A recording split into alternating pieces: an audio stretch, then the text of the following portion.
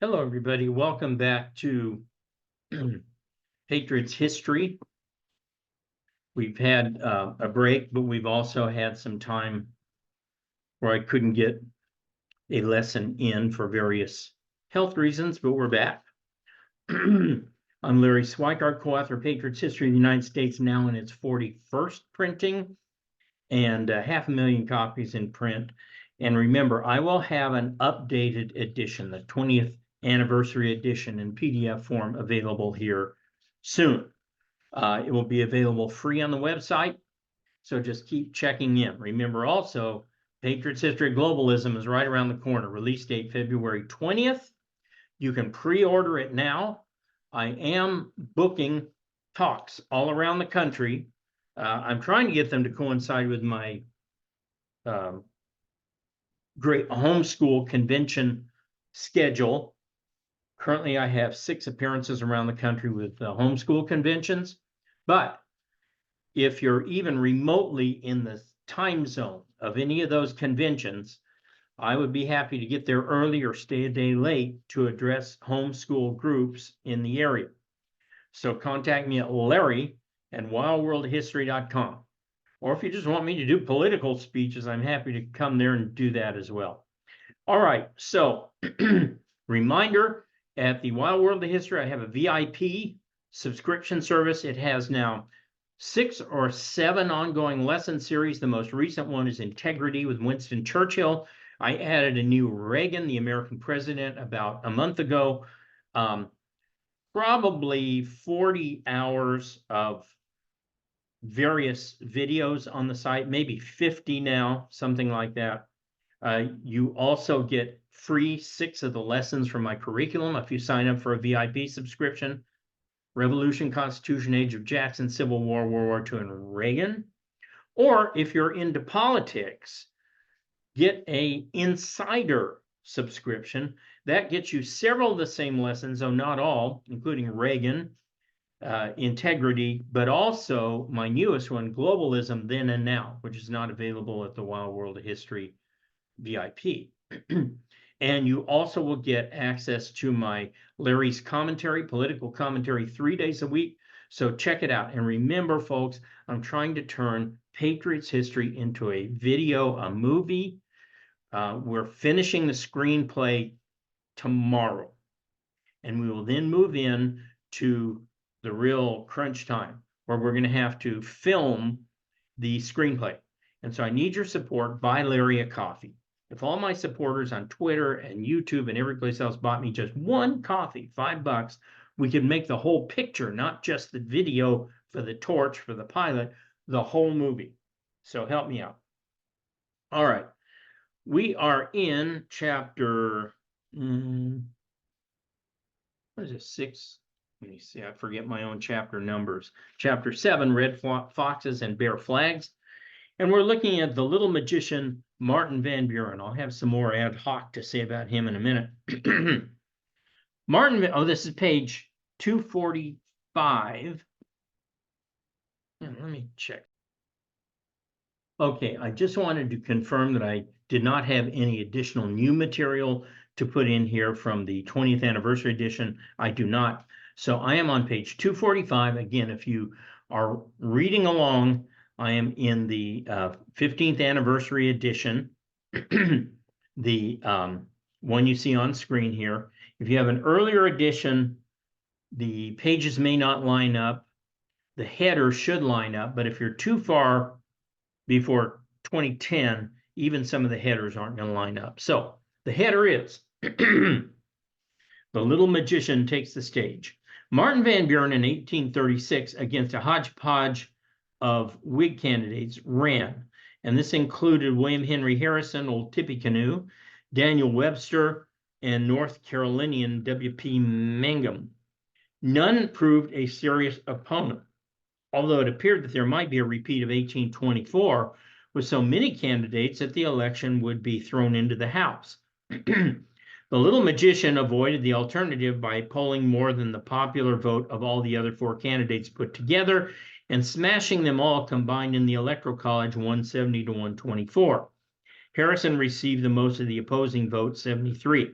Notably, the combined positions of those who preferred to eliminate slavery, constitutionally or otherwise, accounted for more than half the electoral vote in the presidential election. Okay, so I've been making the case to you as we went along that the problem for the South was that increasingly the Southern states were becoming a minority, both in the House and in the Senate, and that there was going to be a time before too long where there would not only be a majority in the House and the Senate of Northern free states or Western free states, but a two-thirds majority that could even change the Constitution. And this is what the South is terrified of. This is why they're so vested in adding new slave states or slave territories to the Union, because they see their time is coming. Andrew Jackson exited the presidency just as a number of his policies came home to roost. His frenzied attacks on the BUS had not done any specific damage, but had contributed to the general erosion of confidence in the national economy. His lowbrow approach to the White House and diatribes against speculators who damaged, quote, public virtue, in fact, diminished the dignity and tarnished the class of the presidency. The vetoes and arbitrary backhanding of states' rights ate away at the important principles of federalism.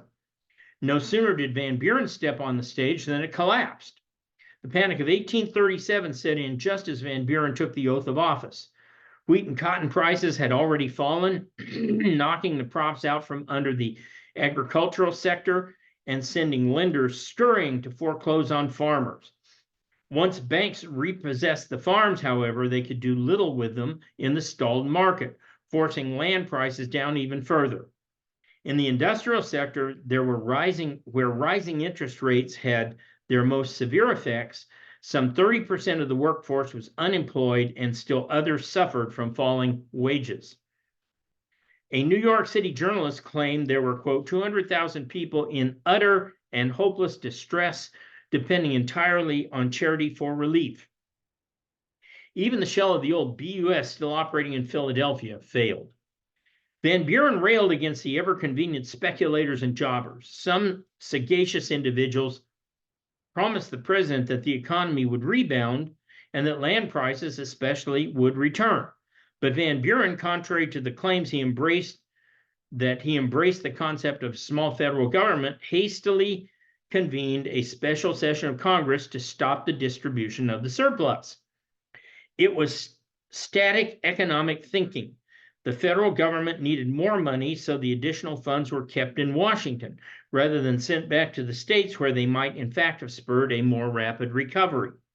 He also advocated a new independent treasury in which the government of the United States would still hold its deposits, a little more than a kind of national vault. The independent treasury became the pole star of Van Buren's presidency, but was hardly the kind of thing that excited voters. Voters just don't get excited about banks.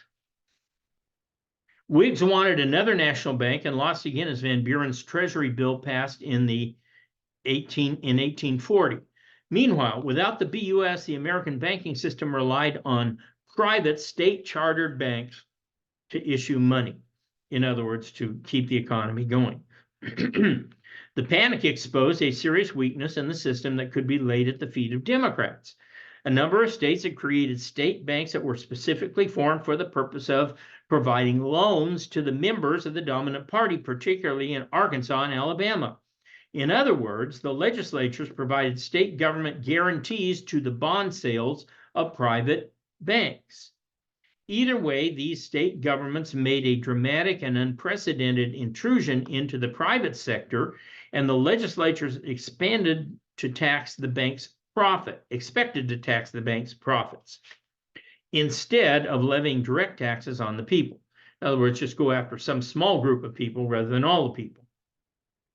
Packing the management of these banks ensured that they provided loans to the members of the ruling party. So in other words, the banks were staffed with Democrats who provided loans to Democrats. These perverted state bank relationships had two things in common. One, they occurred almost exclusively in the states where the legislatures were controlled by the Jacksonians. And two, They resulted in disaster when the market was subjugated to the demands of politicians. Arkansas and Alabama saw their state banks rapidly go bankrupt. In Wisconsin, Mississippi, and the territory of Florida, the banks collapsed completely.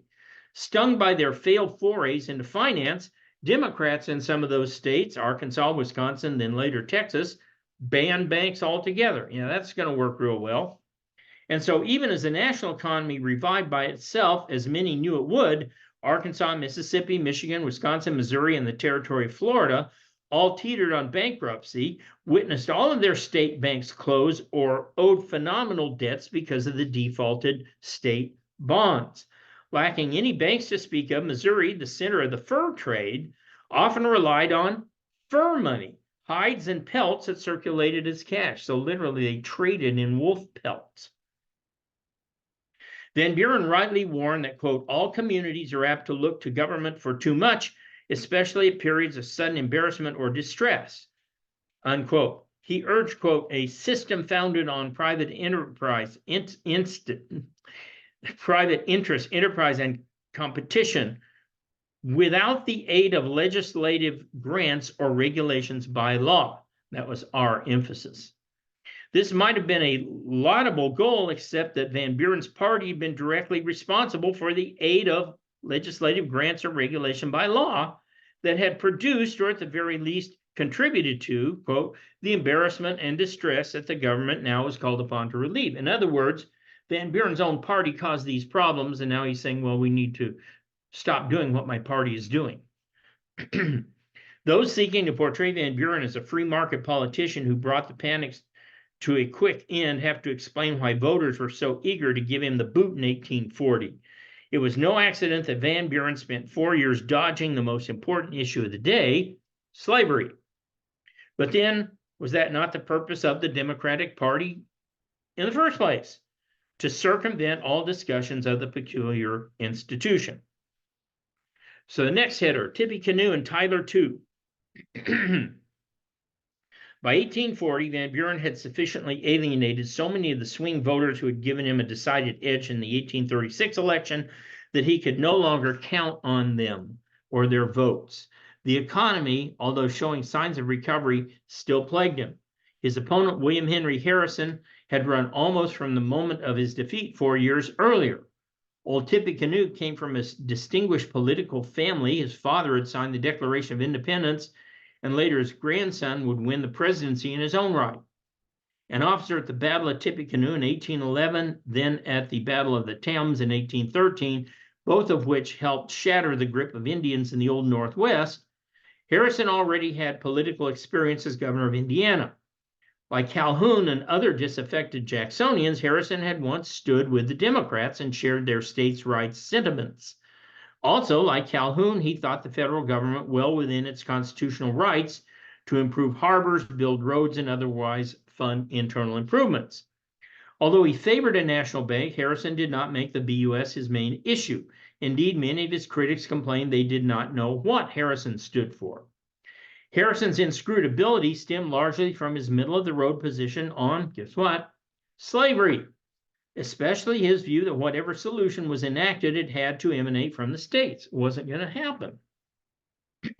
He did urge the use of the federal surplus to purchase and free slaves.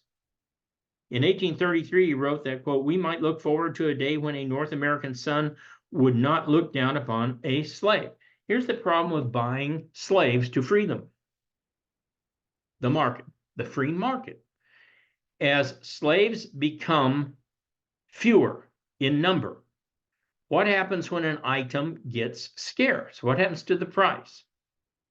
Price goes up. So the more slaves Northerners like Harrison would buy and free, the higher the price of the remaining slaves. This is assuming there's not any slave breeding going on. The slave trade had been stopped.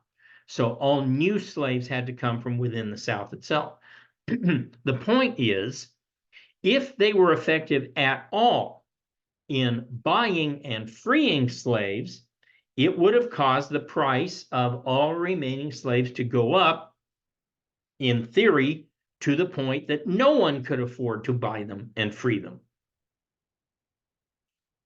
Just can't do it that way. It was the same issue the U.S. faced with hostages from the Tripolitan pirates and others, was that the more we paid for hostages, the more hostages they took, because it became a revenue source. Despite Van Buren's nebulous position, Calhoun had no doubts that, quote, the soundest friends of slavery were in the Democratic Party. Yes, they were.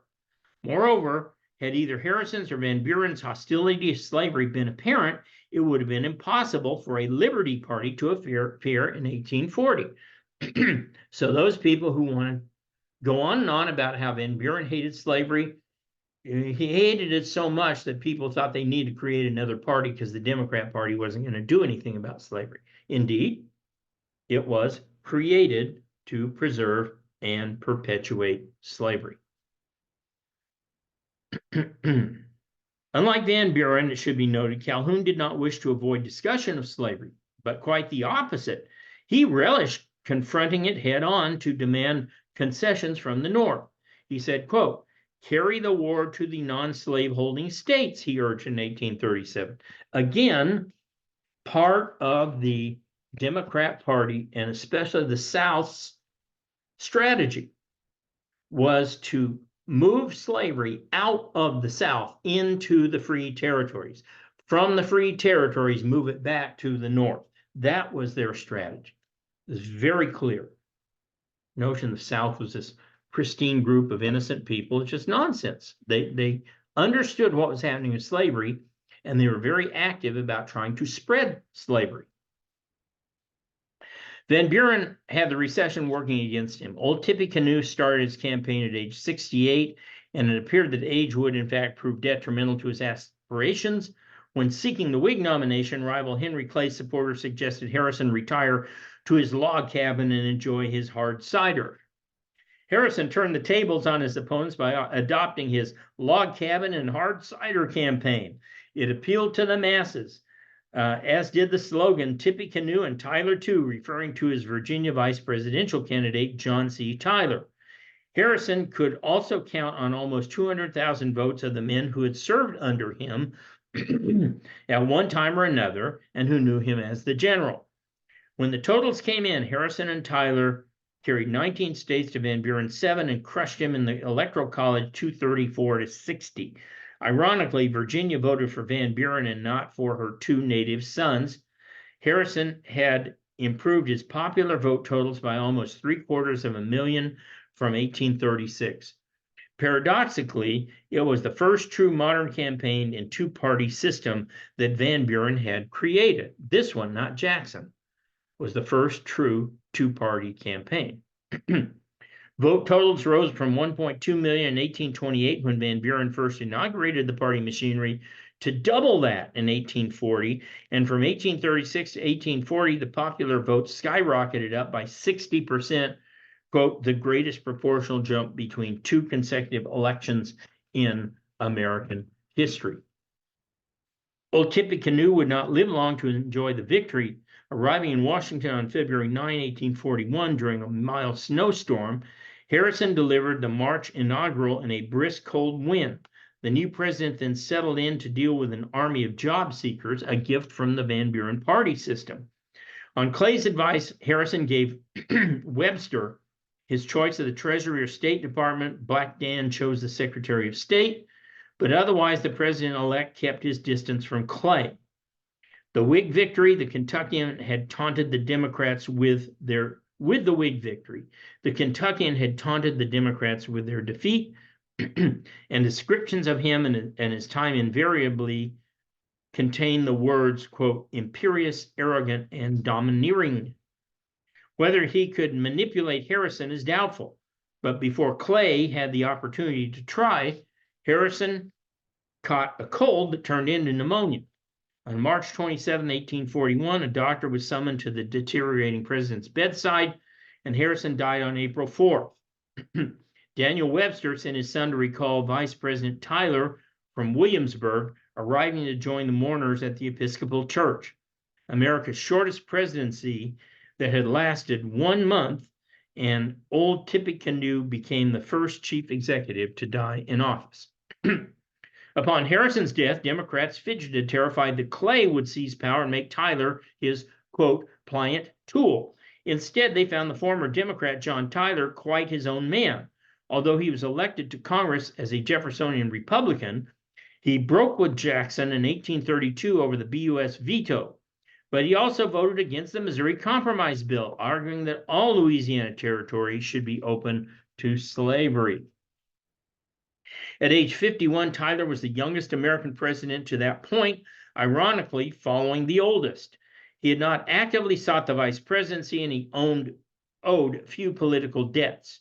There was a brief stew about Article 2, Section 1, Paragraph 6, in which the Constitution said if the president died or could not discharge the duties in office, quote, the same shall devolve on the vice president. But the same what? Powers? Title? Was a special election necessary? A weaker or less confident, certainly a less stubborn man would have vacillated, and many constitutional historians suspect that the founders intended for the vice president to remain just that, until a new election made him president in his own right. Instead, the Virginian boldly assumed the office and duties were his, and he took control. Through this forgotten act, Tyler cemented the foundation of the Republic for future times of chaos and instability. A classic ticket balancer with few genuine Whig sentiments, Tyler nevertheless immediately antagonized many of the extreme states' rights advocates from his own state and other parts of the Deep South by retaining nationalistic Black Dan Webster as his Secretary of State. This, too, set a precedent of a succeeding president accepting as his own the cabinet of the person who had headed the ticket in the general election. And he was the first president to have Hail to the Chief played at his every presidential function. Okay, that's a great place to stop for today. I'll be back tomorrow as we play catch up here. And so keep in mind, I need your help to turn Patriot's history into a video. Look on the site, buy Larry a coffee, and I'll see you guys back here tomorrow.